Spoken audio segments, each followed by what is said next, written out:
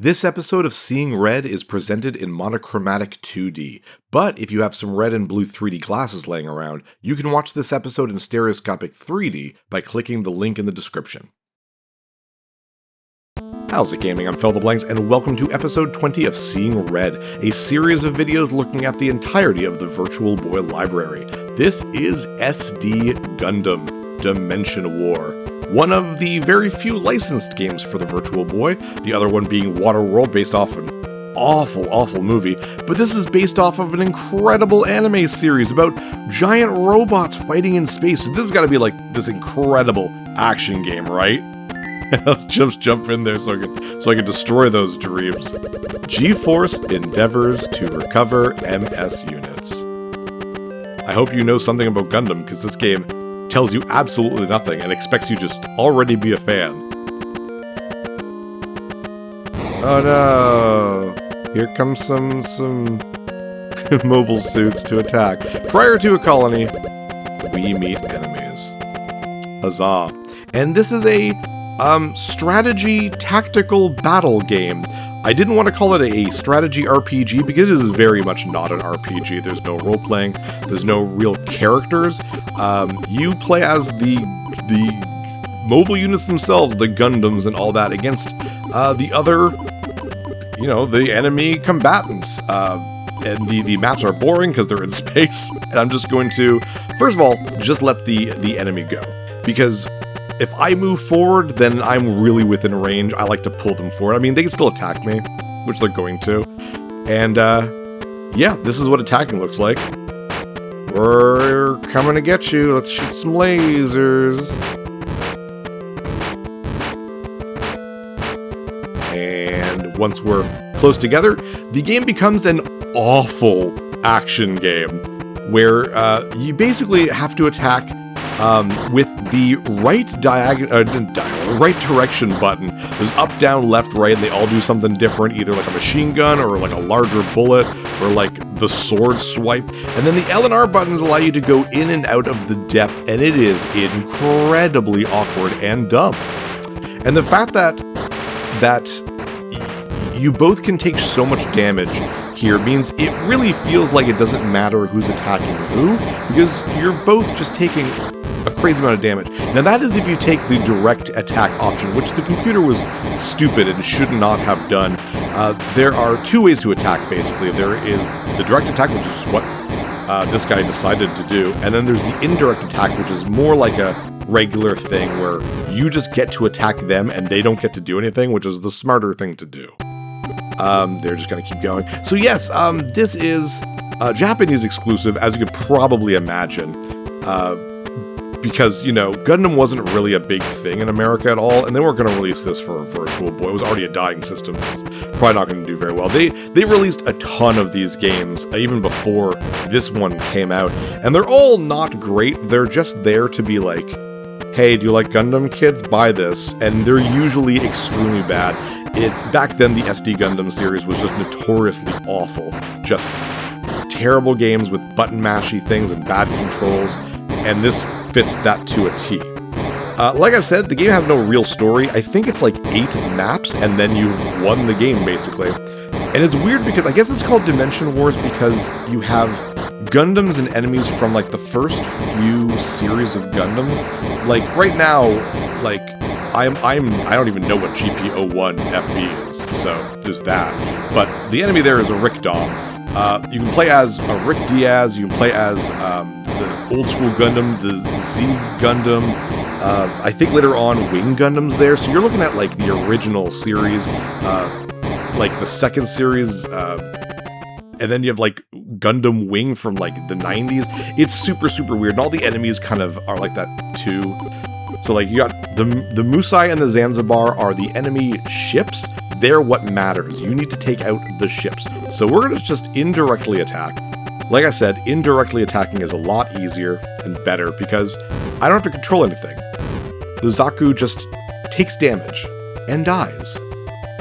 Because, if my Gundam went in there and attacked, I would have taken damage. I have like no life left, so bam, dead.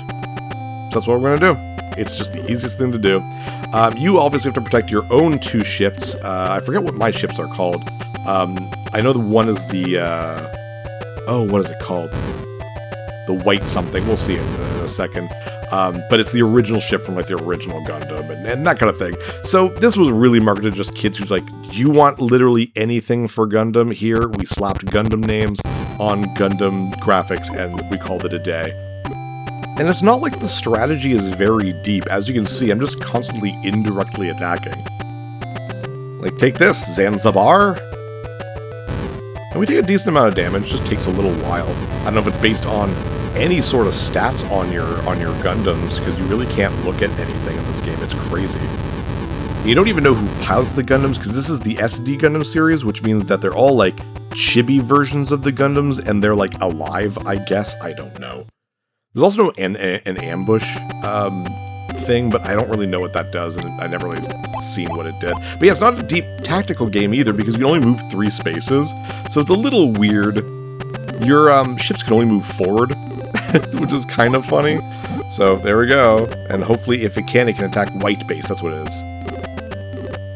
The only real ship I kind of know in Gundam, because I watched the original Gundam and Z Gundam. So not a whole lot. Oh no, the Gelgoog is going to attack me. So yeah, when I was preparing for this game, I was like, oh, this is probably a little bit of an RPG, so I'm going to get a translation patch, because I don't want to play it in Japanese, even if I don't really care to play through the whole game. And then when I found out it is literally just a line or two in between each fight, and each fight is pretty much just, we moved on. And as we moved on, we fought enemies. And then we destroyed the enemies, and we moved on. And as we moved on, we encountered enemies. Like, that's all it is. It's insane. So I really didn't need to go to the trouble to get a patch, but I did. So there you go. That's why this is in English. But the funny part is, and this is me, I could imagine that, like, 10-year-old me, if I liked Gundam, would kind of enjoy this. It is button mashy and it is dumb, but it's kind of okay. I mean, it's not good by any means. It's quite terrible. But it's like, it's got the license, right? And as a kid, you just wanted anything based on something you enjoyed to be a video game. Now in Japan, they had 100 Gundam games, so I guess it wouldn't have been a big deal. Because this feels ancient even for the Virtual Boy, in my opinion. Like, I find this could have been a lot better, but this feels like an NES game. Other than the fact that there's, like, the 3D-ness of them coming together. But, like, it looks bad, they don't animate well, but from what I've heard from most people is that the toss-up between, it's a toss-up between this and Virtual Lab as to which is the worst game on the Virtual Boy. And yeah, they're both horrible. But Virtual Lab's probably worse. Probably worse. Because I could see myself as a little kid still enjoying this. Because you can save in between turns and in between fights. So even if it's stupid, it's still kind of fun to play dumb Gundam checkers with bad action. It's way better than playing the single mode of Virtual Lab, which doesn't make any sense and isn't very good. So, take this, Rick Dom. No animation of the sprite, just like staring at me blankly like, please don't disassemble Johnny 5. You did it. And it comes in and out of the screen, which is kind of a neat effect, but I mean, this is the Virtual Boy. Every game was doing that, so it's really not a big deal. We're just doing this one single chapter. Like I said, I heard it's 8 fights, so 1/8 way of the game. Good for me. Now, I imagine the game probably gets much, much more difficult. And I know, like I said, you do get different Gundams based on the different eras of Gundam and some of the enemies. Like, you fight Big Zam later on, and that sort of stuff. Which is, again, really cool.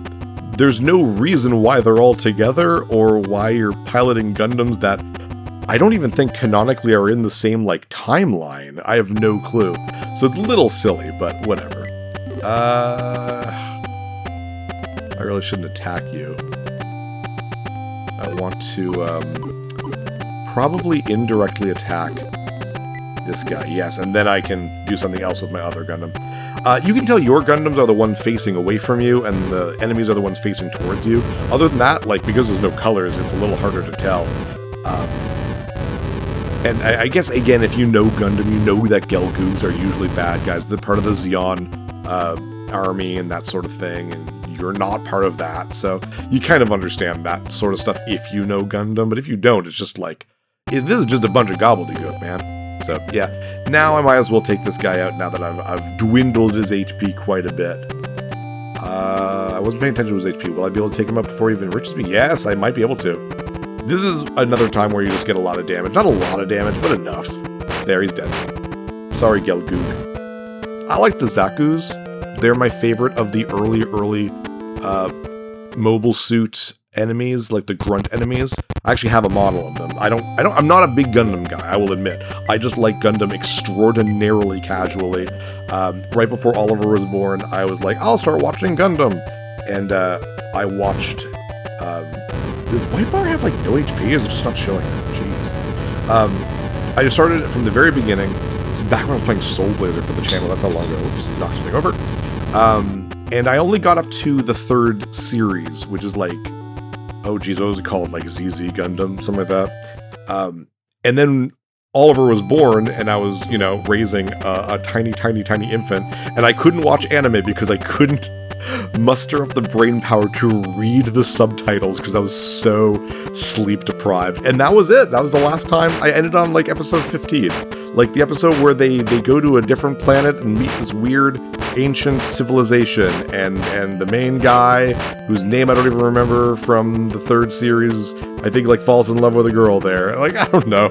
That was a wacky season too. Very wacky, especially compared to the other two. So that's as far as my knowledge goes. A little bit of Gundam Wing back in the 90s. So that's about it. So yeah, I have I have 3 models. I have the Mark II in the original black color from the first episode, and the Zaku, which again I think is one of my favorite enemy designs from the early stuff. And I got the I forget the name. It's the name of Char's mobile suit from the 2nd season when he's not Char, but everyone clearly knows it's Char. Anyways, any Gundam fan watching is probably like, wow, Phil is extremely casual with this. Anyways, I'm just rambling right now because this is such a weirdly put together game, and is, I don't know. Again, the thing is for me though, if I was a little kid playing this game, I'd hate that it was on the Virtual Boy. This would be well, I wouldn't say okay Game Boy game, but this would be a Game Boy game I could play on a trip as a little kid. As a Virtual Boy game, this is stupid. Do you know what I mean? Because, like, this is something that's made to be portable for a kid who just wants to play something with Gundam on it. But, nope, they made it a Virtual Boy game. That being said, if you do like this game, there are so many of them. Go get them. They're not expensive. I actually have a couple for my Famicom. Like some original Japanese ones that are like, it's like SD Gundam, and it's a traditional Dragon Quest style RPG where they're Gundams. Like, they're living, tiny chibi Gundams with big adorable eyes, but they're knights. Like, this is what Gundam was back in the 80s. It is bonkers. So, and yeah, and they just made mediocre game after mediocre game after mediocre game. Now, there are good Gundam games. There's quite a few good Gundam games. But a lot of them are really just, hey, we have this license for this game, let's put out slop, and there are just so many of them. And quality control is not important. I think the Zanzibar is gone. Farewell, Zeon Army. That'll teach you to explode all the bases and start the big 100-year war or whatever. There we go. I think that's it. No, we still have the other guy. So we just took out Zanzibar. We have to take out the Musai. Oh, he's still got a little bit of HP. But like I said, this is for like hyper fans of the show that just wanted anything Gundam related. I think in the 90s, 80s and 90s, Gundam was just so popular that like they were releasing anything and people were buying it. So the fact that they kept making it means these must have been at least somewhat profitable. But back on the thing on the Virtual Boy, we are now past the worst of the worst. This and Virtual Lab. The last 2 games, episode 21 and 22, I played a little bit of them, and I mean, I would nothing to write home about, but they are functional games. So these two games are easily the worst ones. SD Gundam Dimension War and Virtual Lab, unfortunately. Goodbye, Musai. They're also stupidly expensive, and I'm not joking. Virtual Lab and this game go for $1,000 to $2,000. It's crazy, but not as crazy as Next Episode, because I believe Next Episode is the most expensive Virtual Boy game. We beat the enemy units. Great storytelling. I kind of like the music. The enemy, however, stole our GP02A unit. Whatever that means. We must recover GP02A or destroy it. How did they steal it? We killed all the guys. Anyways, there go my ship. That does look like white base. Anyways, that is it. We're not gonna play any more of this. But hey, like I said, we're past the worst of it. Next episode, we will be back to a pretty fun game, a Japanese exclusive, the last Japanese exclusive. And with that, I'm Phil in the Blanks. See you next level. Hey, thanks for watching. If you liked this episode, click that subscribe button and hit the bell icon to know when the next episode is up. If you want to support my channel, share some videos with some friends and consider supporting me on Patreon.